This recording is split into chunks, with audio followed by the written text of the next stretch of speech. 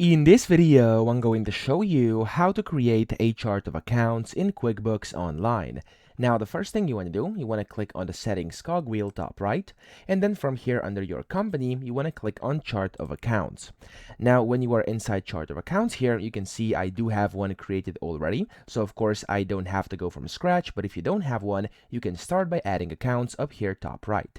Now, notice it says new account, but there's an arrow down next to it. So if you click on that, you have an option to also import your chart of accounts. So if that's something you have or you want to do, of course, you can do that over here. You could also get a sample template, which you can then basically kind of fill in and use that to import, or you could just go and click on a new account over here and you can add new accounts that way. So you'll have to enter in the details. For example, if I do a test account right now, I can go and select the type. There's a bunch of different ones. I'm going to click on bank right now. You can select the detail. So for example, it's going to be cash on hand, then the opening balance as of, and then the date over here. So I'm going to do this one over here, the 18th of May, and you can add a description, make it locked or not, and then you can just click on save button over here, and that's basically going to save it, and that way you can keep on adding your accounts, and of course it's going to create your chart of accounts that way. So that's how you do this. I hope this video helped you out. If it did, please subscribe to the channel and help me out as well.